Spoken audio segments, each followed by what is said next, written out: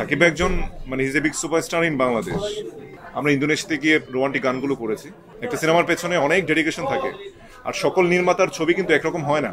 Item গানে আমাদের রয়েছে, যেটাতে আমরা নিয়ার অ্যাবাউট 60 to 70 লাখ টাকা খরচ করেছিলাম, এবং আমরা অভিযোগ আমরা দিতে চাই যে নির্মাতা প্রযোজকরা আমাদেরকে নিয়ে ভালো সিনেমা বানিয়েছে কয়টা, যে আমরা নিজেদেরকে প্রুফ করবো।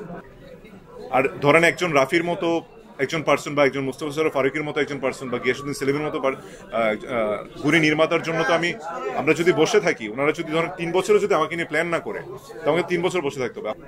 আমরা খুব সচরাচর যেটা বলে আর কি, আমরা কমার্শিয়াল অ্যাসপেক্টে আমরা যে কোনো গান তৈরি করতে গেলে একটা ভালো গান মানেই বুঝি আমরা অনেক বড় একটা বিগ বাজারের গান।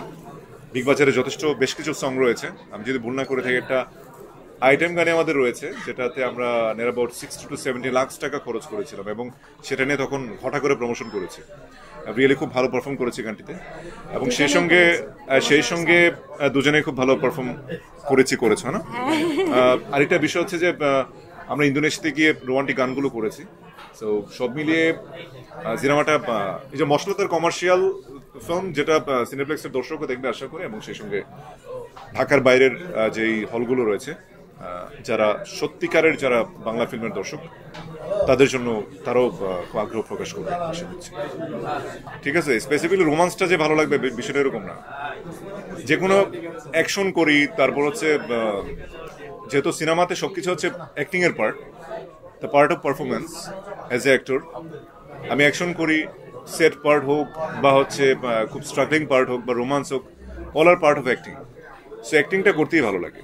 টু বি ভেরি অনেস্ট, আমি রোমান্সে কমফোর্টেবল না, এবং আমি ডিরেক্টরকে চেষ্টা করি যে বলার ট্রাই করি যে যতটুকু রোমান্স কম রাখা যায় না। সাকিব ভাইয়ের সঙ্গে আসলে আমি একটা জিনিস বুঝি না, সাকিব ভাইয়ের সাথে কম্পারিজনটা কেন যায়। সাকিব ভাই একজন his a big superstar in Bangladesh. আপনাকে চিন্তা করতে হবে যে আমাদের সময়টা সাকিব ভাই কিভাবে কাজ করেছেন, ওই প্রেক্ষাপটটা কেমন ছিল। কারণ সাকিবের সময় এবং বর্তমান সময় এবং আমাদের সঙ্গে কম্পারিজনের কোনো সুযোগই নাই। সাকিব ভাই definitely is a big superstar in Bangladesh, এবং তিনি আমাদের করব। শুধুমাত্র বাংলাদেশ নয়, হিজ এ গ্লোবাল সুপারস্টার। আর অভিযোগটা আসলে আপনারা দিবেন কোন জায়গায়?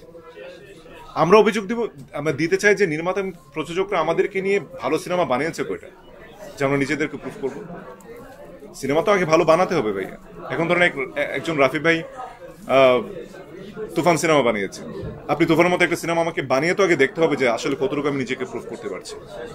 একটা সিনেমার পেছনে অনেক ডেডিকেশন থাকে, আর সকল নির্মাতার ছবি কিন্তু একরকম হয় না। আর ধরেন একজন রাফির মতো একজন পার্সন, বা একজন মুস্তফা সরোয়ার ফারুকের মতো একজন পার্সন, বা গিয়াসউদ্দিন সেলিমের মতো গুণী নির্মাতার জন্য তো আমরা যদি বসে থাকি, ওনারা যদি ধরেন 3 বছরও যদি আমাকে নিয়ে প্ল্যান না করে, তো আমাকে 3 বছর বসে থাকতে হবে। আপনাকে সেটাই চান? ইনশাআল্লাহ সামডে আসবে, তখন হয়তো বা নিজেকে খুব ভালোভাবে প্রুফ করতে পারবো, যে প্রুভিংটার কথা আপনি বলছেন।